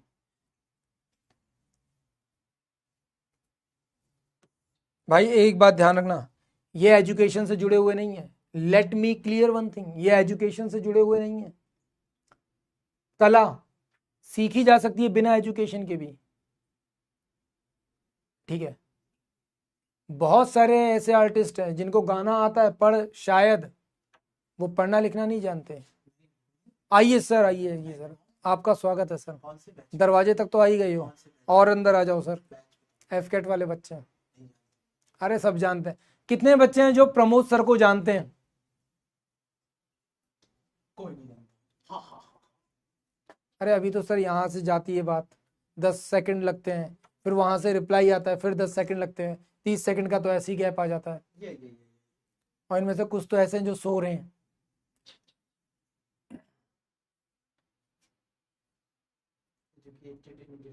ठीक है। सोशल सर्विस के लिए तुम्हें एजुकेशन की जरूरत नहीं है, तुम किसी की भी मदद कर सकते हो। Me yes sir. Yes sir. चलो लिटरेचर। नमस्ते सर कैसे हैं आप? नमस्कार सर, बहुत अच्छा लग रहा पढ़ा क्या रहे हैं सर? पॉलिटी चल रही है सर। पॉलिटी चल रही है। इनसे क्वेश्चन पूछूं मैं? पूछो सर। शेड्यूल 11 और 12 में क्या क्या है? बताओ भाई, शेड्यूल 11 और 12 में क्या क्या है? पढ़ चुके हो तुम लोग? क्योंकि मुझे बस इतना ही आता है, ठीक है। अच्छा ठीक है। शेड्यूल 11 और 12। देखो सर ने एक तो पूछा है सिटीजनशिप के बारे में। शेड्यूल पूछ रहा हूं मैं। अच्छा शेड्यूल पूछ रहे, सॉरी मुझे लगा आर्टिकल। हाँ सॉरी, शेड्यूल। लो यार, टीचर ही हिल गया। बताओ, शेड्यूल 11 में है हमारे पास पंचायत राज और 12 में है हमारे पास म्युनिसिपैलिटीज। Yes yes. सर को बस ये दो ही पता है। नहीं मेरे को बाकी भी पता है। अच्छा 7th में है शायद दल बदल, किसमें है? दल ये भी बदल। मैं बताऊंगा। नहीं तो आप क्या करोगे सर? 10th में 10 में ठीक है सर, बस पढ़ ली थी मैंने थोड़ी। सर 8वें वाले में क्या है? 8वीं में मेरे पास वो राज्यों का कुछ है। अरे भाई सही है, लैंग्वेज है। Language, sorry my apology. ठीक है, देखो मैं इतना जानता हूँ, मुझे इतना याद है, शुरुआत में 8 थी ना, नहीं 22 थी, नहीं 14 थी, अब 22 है। क्या भाषाएं? बिल्कुल सही सर। भाई मुझे याद है। मुझे तो लग रहा है सर को ही दिलवा दूं क्या एफकेट का एग्जाम नहीं तुम्हारी जगह। मेरी आंखें कमजोर है भाई, ठीक है। नहीं सर, तब भी चले जाओगे आप, एडमिन लॉजिस्टिक इन नहीं सब में जा जाना सकते हो। मुझे, अब वो आपके ऊपर है मेरी सर। हाइट भी नहीं है, ठीक है। सर ये हाइट चल जाएगी, कितनी है? 5'2" है, 5'4" तो है ना, बस भैया चल जाएगी। फिर बच्चों को पढ़ाएगा कौन? अरे बच्चे का काम कर लेंगे सर, ले आएंगे दूसरा मैथ का फैकल्टी। वैसे मैं पढ़ा भी नहीं रहा हूँ अब कैट में अभी ठीक है। तो बहुत बहुत बढ़िया, अच्छे से एग्जाम दीजिए, बढ़िए आगे, और एफकेट निकालिए। AIR 1 आई थी आप सभी के बैचेस में से, तो आप भी इस बार AIR 1 जरूर लेके आए। और सर इस बार CAPF में भी काफी अच्छा रिजल्ट आया है। हाँ भाई। और ऑल इंडिया रैंक 9 आई है हमारे पास। 8 है, 9 है, 8 है, 9 है। अच्छा हाँ ठीक है। तो आगे बढ़ते रहो, कोई दिक्कत समस्या परेशानी, और एज भी तो ओवर हो गई है मेरी। सर आई एम 28, ओके, तो I am not eligible. Okay भाई, tata bye bye, take care, polity पढ़ो, बाकी मिलते हैं सर। आप तो 11 बजे तक हो सर। यस, हम भी आपके साथ ही हैं सर। ओके। चलो ठीक है। बीच बीच में थोड़ा बहुत मोटिवेशन ज़रूरी होता है, मज़ेदार चीज़ें होती रहनी चाहिए। और प्रमोद सर से ज़्यादा मज़ेदार कौन हो सकता है? चलो, हाँ बुढ़ापा आ गया है। चलो फाइनली बात करते हैं जुडिशियल के बारे में। जुडिशियल के बारे में जब भी बात की जाएगी तो नो डाउट देखो, जुडिशियल कुछ पावर्स होती हैं। अब ये जो पावर होती है ना, ये बड़ी अनोखी पावर है। अनोखी पावर क्यों है? क्योंकि जब भी हम लोग बात करते हैं जुडिशियल को लेकर, तो जुडिशियल में हमारे सामने हमेशा सुप्रीम कोर्ट, हाई कोर्ट जाता है। पर यहाँ पर एक पावर है स्पेशल, आर्टिकल नंबर 123। इसको हम लोग कहते हैं पावर ऑफ ऑर्डिनेंस। क्या कहते हैं? Power of ordinance. अब ऑर्डिनेंस है क्या भाई? बहुत सीधी सिंपल सी बात है, इसको हम लोग बोलते हैं हिंदी में अध्यादेश। अगर इसका आप संधि विच्छेद पता है ना, डिवाइड करना वर्ड को, अध्य मतलब आधा और आदेश, तो आधा आदेश जो आदेश समय के लिए लागू हो। नॉर्मली ये जो अध्यादेश होता है, ये कितने टाइम के लिए होता है? मेनली होता है 6 वीक्स के लिए। कितने? 6 वीक के लिए, 6 वीक्स के लिए, है ना। और आगे चलकर ये चाहे तो मैक्सिमम कितना, 6 माह तक बढ़ सकता है। कितना? 6 मंथ तक जा सकता है। पर ये केवल और केवल इतना ही जा सकता है, इससे ज्यादा नहीं बढ़ सकता आगे। ठीक है,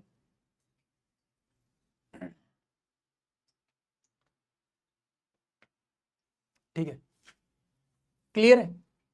तो ये चीज समझ में आ गई। अब ये होता कब है? तो यहां पर एक कंडीशन है, क्या? इन केस ऑफ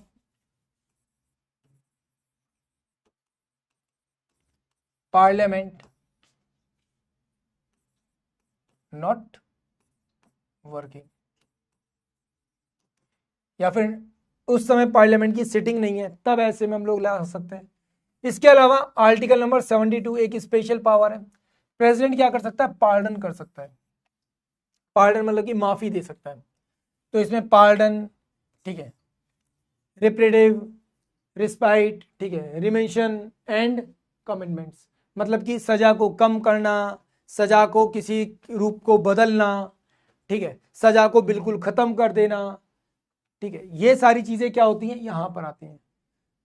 तो राष्ट्रपति यहां पर क्या कर सकता है, काम कर सकता है इसको लेकर, सजा को किसी भी तरीके से बदल सकता है, उसका रूप बदल सकता है, सजा का तरीका बदल सकता है, ठीक है, सजा खत्म कर सकता है, ठीक है, कम ज्यादा कर सकता है, ये सारे काम क्या हम राष्ट्रपति कर सकता है, क्या कर सकता है, राष्ट्रपति कर सकता है। इसके बाद आती है हमारी इमरजेंसी पावर। क्या आती है हमारी इमरजेंसी पावर? इमरजेंसी पावर क्या है? इमरजेंसी पावर में एक आता है आर्टिकल 352 नेशनल इमरजेंसी, जब राष्ट्रीय आपातकाल लगता है। कितनी बार लगा अब तक राष्ट्रीय आपातकाल? तो ये लगा है 3 बार। कितनी बार लगा है? 3 टाइम्स। कितनी बार लगा है? 3 बार लगा है, 3 टाइम्स लगा है। फिर आता है आर्टिकल 356। 356 के बारे में बात करें तो ये स्टेट इमरजेंसी है। कब लगती है? ये तब लगती है जब गवर्नर बोलता है। कौन बोलता है? गवर्नर बोलता है। गवर्नर के बोलने पर राष्ट्रपति यहां पे लगाता है। जैसे वेस्ट बंगाल में, वेस्ट बंगाल का गवर्नर बोले भाई यहां पे राष्ट्रपति शासन लगा दो, पर देखो अब ऐसे नहीं लग सकता। कंडीशन क्या है? गवर्नर बोलेगा तो उसके पीछे सॉलिड रीजन होना चाहिए। सॉलिड रीजन क्या है?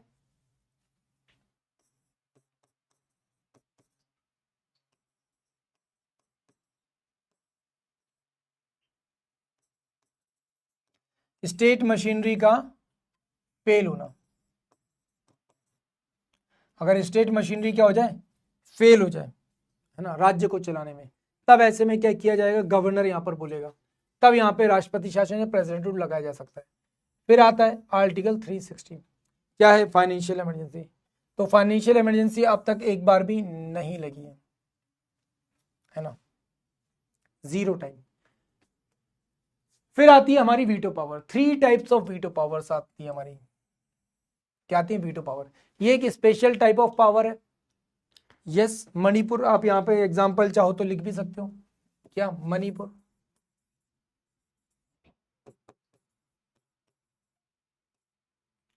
क्या लिख सकते हो? मणिपुर लिख सकते हो।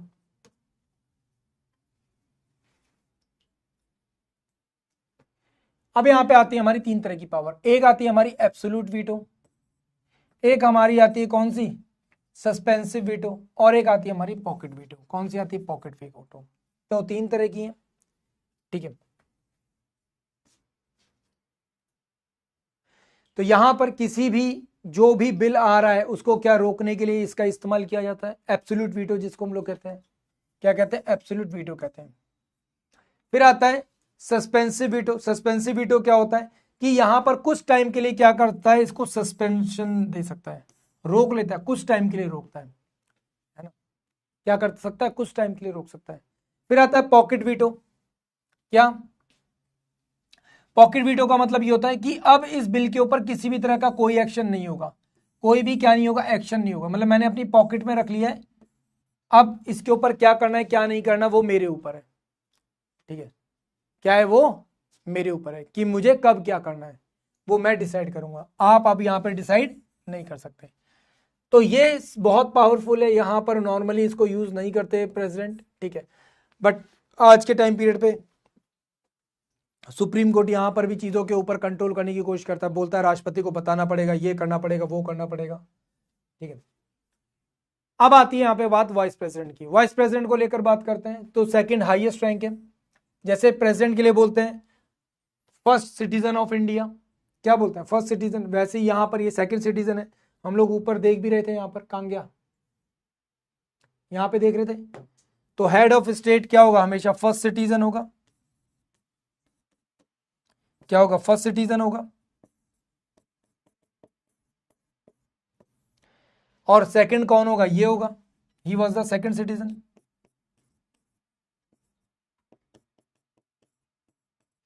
नॉर्मली हम लोग कह सकते हैं second citizen, but second citizen तो अगर राष्ट्रपति है तो उसकी वाइफ बोल दी जाती है normally, but second citizen of India या हाइयर पोस्ट एक तरह से, है ना, इसके हिसाब से, हाइयर के हिसाब से, है ना, ध्यान रखना ये चीज। तो ये चीज वैसे यहां से समझ में आती है, पर कुछ लोगों को समझ में नहीं आती, उनको लगता है लिखा हुआ होना चाहिए। तो वेल, सेकंड कहां से लिया गया? ये जो पोस्ट ली गई है ये कहां से ली गई? यूएसए से अडॉप्ट की गई है। यूएसए से अडॉप्ट की गई है, इसीलिए जो वाइस प्रेसिडेंट होता है वो क्या माना जाएगा? हमारा क्या माना जाएगा?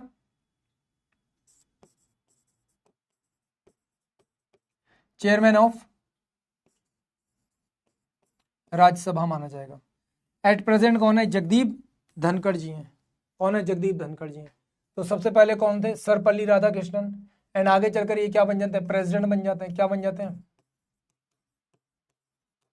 प्रेसिडेंट बन जाते हैं। उसके बाद जाकिर हुसैन, ये भी प्रेसिडेंट बनते हैं। उसके बाद वीवी गिरी, ये भी बनते हैं। गोपाल स्वरूप पाठक, उसके बाद बिस्वा धनपत जाति जी, मोहम्मद हदायतुल्ला, ठीक है, रामास्वामी वेंकटरमण, ये भी बनते हैं। शंकर दयाल शर्मा, ठीक है, KR नारायण, कृष्णकांत, ठीक है, Bhairon Singh Shekhawat, Mohammad Hamid Ansari, one of the most disputed person. मतलब ये पर्सन वो है जिसके ऊपर लिटरली देशद्रोह का मुकदमा चलाया जाना चाहिए। ये वो आदमी है जिसके ऊपर देशद्रोह का मुकदमा चलाया जाना चाहिए। जितना 10 साल तक ये पर्सन इस पद पे रहा और लिटरली इस पर्सन ने कंप्लीटली देश को डिस्ट्रॉय करने के लिए जो कुछ हो सकता था वो सब काम किया है। ठीक है, मोस्ट डिस्प्यूटेड पोस्ट है, मोस्ट डिस्प्यूटेड।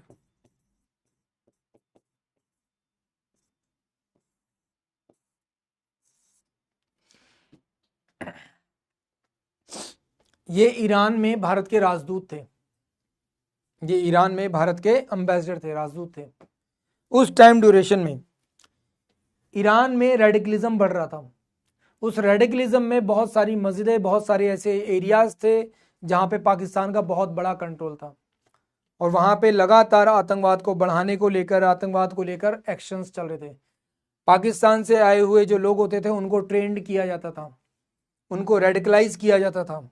पाकिस्तान के लोग वहां पे काम कर रहे थे इन सब चीजों में। और ही वॉज द पर्सन जिन्होंने इंडिया की जितने भी एजेंट्स थे, जितने भी इंडियन एजेंट्स थे, उन सभी की कंप्लीट इंफॉर्मेशन लीक कर दी थी ईरान में। कंप्लीट इंफॉर्मेशन लीक कर दी थी। और लीक करने के बाद हमारे एजेंट्स के साथ क्या होता है ये तो आपको पता है। आई होप आप लोगों को ये चीज पता होगी अच्छे से। Not even a single one, एक एक पर्सन की इंफॉर्मेशन लीक की गई थी, एक एक पर्सन की इंफॉर्मेशन लीक की गई थी।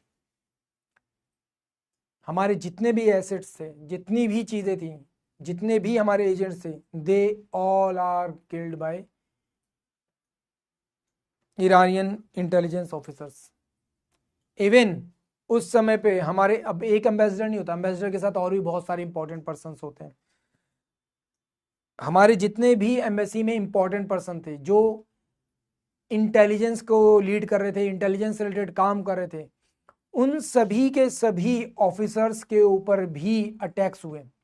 कई लोगों के ऊपर तो इस तरीके के अटैक हुए हैं कि उनको एक एक हफ्ते, दो दो हफ्ते, तीन तीन हफ्ते तक बंदी बना के रखती थी ईरान की इंटेलिजेंस एजेंसीज।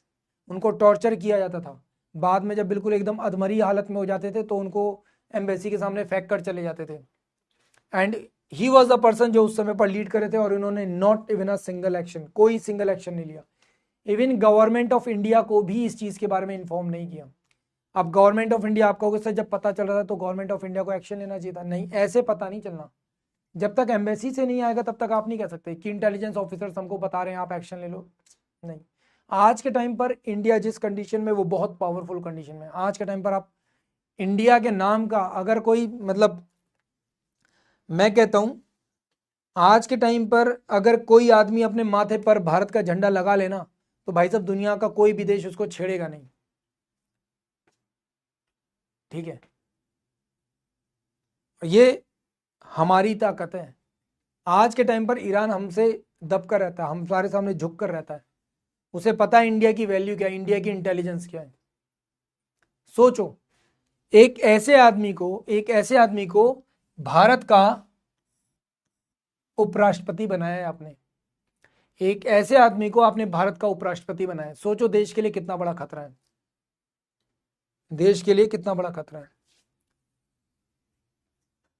और सोचो एक आदमी जो देश का उपराष्ट्रपति बना है 10 सालों तक, 2017 में जैसे ही ये इस पद को छोड़ता है तो सबसे पहले अपनी एक बुक लिखता है और उसमें बोलता है कि भारत मुसलमानों के रहने लायक नहीं है। सोचो, भारत के उपराष्ट्रपति पद से जो पर्सन रिटायर है, हमारी सारी फैसिलिटीज ले रहा है, देश के रिसोर्सेज को यूटिलाइज कर रहा है और अपने पद से हटते ही सबसे पहला क्या कर रहा है, ये काम कर रहा है। मतलब इंडिया में किस तरीके से लोगों को भड़काना है, किस तरीके से रेडिकलाइज करना है, ही वॉज द पर्सन। नहीं कर सकते, क्यों? क्योंकि जिस पद पर बैठा है, अगर उस पद से हटाकर इसको पनिश किया जाए या आज के टाइम पर पनिश किया जाए तो ये हो जाएगा, अरे भारत में राष्ट्रपति के ऊपर ऐसा हो गया, अरे भारत में एक माइनॉरिटी के राष्ट्रपति के ऊपर ऐसा हो गया। इसलिए गवर्नमेंट एक्शन नहीं ले रही, मजबूरी है, मजबूरी है हमारी। क्योंकि पूरी दुनिया क्या दिखाएगी, वेस्टर्न जो न्यूज़पेपर्स हैं, एजेंसीज हैं, वो क्या दिखाएंगी, वो यही दिखाएंगी कि देखो भारत के उपराष्ट्रपति के साथ ऐसा कर रही है गवर्नमेंट, भारत में माइनॉरिटी से चुने हुए एक उपराष्ट्रपति के ऊपर ऐसा कर रही है गवर्नमेंट। ये हमारे देश के साथ सबसे बड़ा दुर्भाग्य है। And that's why sometimes I hate democracy. समझे? और आपको लग रहा होगा कि लोकेश सर ऐसे ही बातें कर रहे हैं, ऐसा थोड़ी हो सकता है। तो सर आज के टाइम पर each and every information is available on internet. आप जाइए और जाकर सर्च कर लीजिए, आपको जहां से जो रिसोर्स अच्छा लगे आप वो रिसोर्स उठाओ और उसको वेरीफाई कर लो, ठीक है। और मैं एक अकेला ऐसा पर्सन नहीं हूं, शायद ये सारी बातें बोलने वाले ऐसे हजारों टीचर्स, हजारों लोग हैं जो ये सब इंफॉर्मेशन आज के टाइम पर ओपनली आपके सामने रख रहे हैं। वेल, आगे बढ़ते हैं। फिर आते हैं यहां पर कौन, ठीक है, एमवी वेंकैया नायडू जी। एंड उसके बाद आते हैं यहाँ पे आपके जगदीप धनखड़ जी, जो कि एट प्रेजेंट आपके पद पर है। क्लियर है बेटा? आप नहीं करते, पर देश में जिस तरह की स्थिति है, जिस तरीके से लोग विचारधारा बनाकर बैठे हैं, ठीक है, मे बी आप में से कई लोग बोलेंगे सर जो आदमी गलत है वो गलत है, हम क्यों ये सब सोच रहे हैं। अनफॉर्चुनेटली दिक्कत ये है कि हम लोग इसी तरीके से सोचते हैं। हम नहीं सोच रहे तो हमारे देश के बहुत से ऐसे लोग हैं जो इस तरह की विचारधारा के साथ हैं, जो ऐसा सोचते हैं। कई ऐसे लोग हैं, इवन इंडिया में आप ऐसे हजारों लोगों को देख लेंगे। अभी आज जैसे ही इलेक्शन आएगा बहुत सारे लोग एक्टिव हो जाएंगे यूट्यूब पर, हर जगह पर वो यही बोलेंगे, देखो दुनिया में ये ऐसा है, दुनिया में वो हो रहा है, दुनिया में ये हो रहा है। अरे इंडिया 4th लार्जेस्ट क्या बोलते हैं इकोनॉमी बन गया तो क्या फर्क पड़ा, देखो हंगर इंडेक्स में पीछे हैं, देखो हैप्पीनेस इंडेक्स में पीछे हैं। अरे हम तो हैप्पीनेस इंडेक्स में पाकिस्तान से भी पीछे हैं, तो क्या चाहते हो पाकिस्तान जैसे देश बन जाए हैप्पीनेस इंडेक्स में ऊपर आकर? बहुत सीधी सिंपल सी बात है यार, इलॉजिकल चीजों के ऊपर बहस करते हैं लोग। देखो हंगर इंडेक्स में ऐसी कंडीशन हो गई, अच्छा पाकिस्तान हंगर इंडेक्स में हमसे ऊपर है, तो क्या चाहते हो पाकिस्तान जैसे बन जाए, 1000 रुपए, 3000 रुपए, 4000 रुपए का आटा बेचे हम लोग? मतलब सोच रहे हो, लोगों की बुद्धि ऐसी भ्रष्ट हो चुकी है आज के टाइम पीरियड पे। वेल, आर्टिकल नंबर 63 सबसे पहले, अब मात्र केवल और केवल 5 मिनट और, ठीक है, और 5 मिनट में आपको सारा खत्म हो जाएगा, क्योंकि प्रेसिडेंट अगर समझ में आ गया तो आपको ये भी समझ में आ जाएगा। Well, vice president of India article 63 में दिया गया। अब इनके सेलेक्टेड आर्टिकल्स आपके सामने ताकि आपको समझने में आसानी हो। आर्टिकल नंबर 66 क्या बताता है? Election of vice president. ये भी कैसा है? एक इनडायरेक्ट इलेक्शन है। सेम सिंगल प्रोपोर्शनेबल रिप्रेजेंटेशन, मतलब जिसे हम लोग बोलते हैं एकल संक्रमणीय अनुपातिक पद्धति, सिंगल ट्रांसफरेबल वोटिंग सिस्टम जिसको हम लोग कहते हैं। इलेक्टोरल कॉलेज में all the members of parliament, मतलब कि यहां पर स्टेट वाले जो मेंबर्स हैं वो पार्टिसिपेट नहीं करते। ऑल मेंबर मतलब कि elected plus nominated, elected plus nominated. Qualification article number 66 में दी गई है। सिटीजन ऑफ इंडिया, एज 35 के अबव होनी चाहिए, और राज्यसभा का मेंबर बनने की क्या रखता हूं? योग्यता रखता हूं। क्वालिफाई होना चाहिए राज्यसभा का मेंबर बनने के लिए। क्या? राज्यसभा का मेंबर बनने के लिए क्वालिफाई होना चाहिए, ठीक है। Must not hold the post of profit, again वही सेम बात है जो मैंने आपको पीछे बताई थी, पोस्ट ऑफ प्रॉफिट पे नहीं होना चाहिए। किसी भी और पद पर ना हो, चाहे वो सेंट्रल गवर्नमेंट का हो, चाहे वो स्टेट गवर्नमेंट का हो, चाहे वो सेंट्रल गवर्नमेंट का हो या स्टेट गवर्नमेंट का हो, किसी भी लाभ के पद पर नहीं होना चाहिए। सेम आर्टिकल नंबर 69, इसको ओथ कौन दिलवाएगा? वाइस प्रेसिडेंट को ओथ दिलवाएगा प्रेसिडेंट। क्योंकि उसी के नीचे काम कर रहा है, इसलिए। क्लियर है? फिर article number 67, term of the vice president भाई कितना होता है? 5 साल का होता है। ये भी हम लोग देख चुके हैं पीछे ही, सेम चीज। एलिजिबिलिटी क्राइटेरिया, क्या ये री इलेक्ट हो सकता है? यस, ये बिल्कुल री इलेक्ट हो सकता है, बट हर बार क्या करना पड़ेगा? आपको इलेक्शन का पार्टिसिपेट बनना पड़ेगा। ठीक है, फिर आप चाहे कितनी भी बार बनो, एनी नंबर ऑफ टाइम, है ना।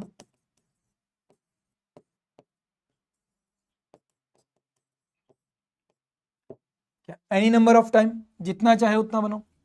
फिर आता है working of vice president. Vice president का काम क्या है? तो भाई सीधी सी बात है, ex officio chairman of Rajya Sabha. पीछे मैं कई बार बता चुका हूं, सेम वो चीज। आर्टिकल 65 क्या कह रहा है? Vice president can be a president when post of president is vacant. किसी भी कंडीशन में अगर वो पद खाली है तो ये क्या करेगा? एक्ट एज अ प्रेसिडेंट करेगा। क्या करेगा? एक्ट एज अ प्रेसिडेंट करेगा, है ना। बट कब तक कर सकता है? Only 6 month. कितना? ओनली 6 मंथ्स, केवल 6 माह तक कर सकता है, केवल 6 माह तक कर सकता है। Removal of vice president, vice president का रिमूवल किस तरीके से होगा? तो आर्टिकल 67 बी में दिया गया है। भाई रिमूवल की कंडीशन क्या है? इसके ऊपर अगर कभी भी इसको हटाए जाने की प्रक्रिया शुरू होगी तो वो राज्यसभा से शुरू होगी। कहां से होगी? राज्यसभा से। इनिशिएट कहां से होगी? राज्यसभा से होगी। अभी रिसेंटली आप लोगों ने एक मुद्दा सुना होगा, जगदीप धनखड़ जी ने जया बच्चन को, ठीक है, श्री जया अमिताभ बच्चन बोल दिया। उसके ऊपर वो ऑफेंड हो गई। आय हाय, मेरी भी तो अपनी कोई पहचान है, ऐसे कैसे मेरा नाम मेरे पति के नाम के साथ जोड़ दिया?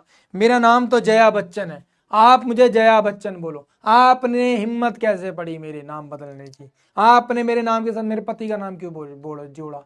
मेरा अपनी पहचान है। अरे तुम्हारी अपनी पहचान है तो लिखा क्यों है तुमने? और तुम्हारी अपनी पहचान है तो बच्चन भी क्यों जोड़ा तुमने? सीधे सीधे केवल अपना नाम लिखती, है ना। बुद्धि का प्रयोग, ठीक है। जब आपने, भाई सीधी सी बात है, जो भी आप लिखकर दे रहे हो वो ही आपकी पहचान है। आज के टाइम पर आधार कार्ड में आपने जो नाम लिखवाया आपको वो ही क्या मानना पड़ता है? गलत है तो सही करवा लेते हो। भाई अगर आपको ऑफेंड हो रहा है तो ठीक है, आप राज्यसभा से अपना नाम सही करवा लो, हटवा दो, ठीक है।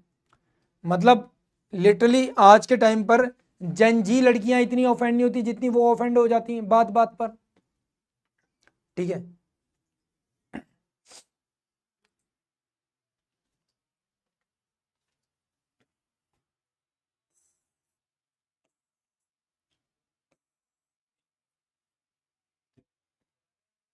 वेल, रेजिग्नेशन तो यस, ये बिल्कुल अपना रेजिग्नेशन दे सकता है। किसको देगा?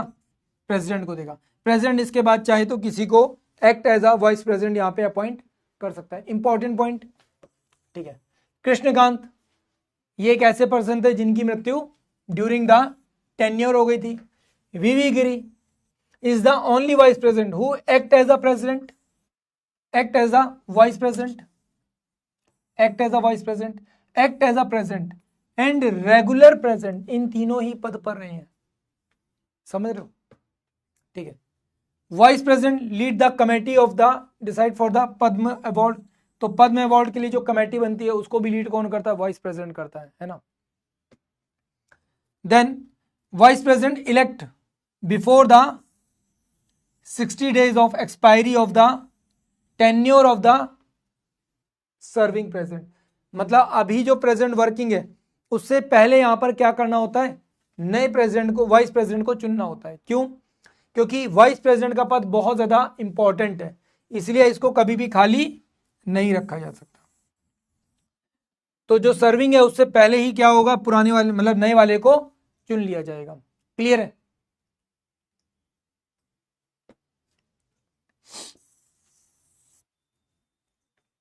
Vice president act as a president for the maximum 6 month. ये मैं खैर आपको पीछे बता चुका हूं, इसमें कोई ऐसी बात है नहीं जो आपको बतानी पड़े।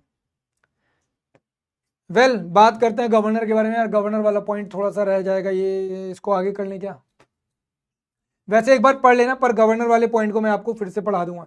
इसमें कुछ क्वेश्चंस भी हैं लास्ट में हम लोगों ने दे रखे हैं, इनको करना जरा क्वेश्चंस को, फिर नेक्स्ट मैं आपको करवाऊंगा आगे चलकर। तो it's all about the today's class.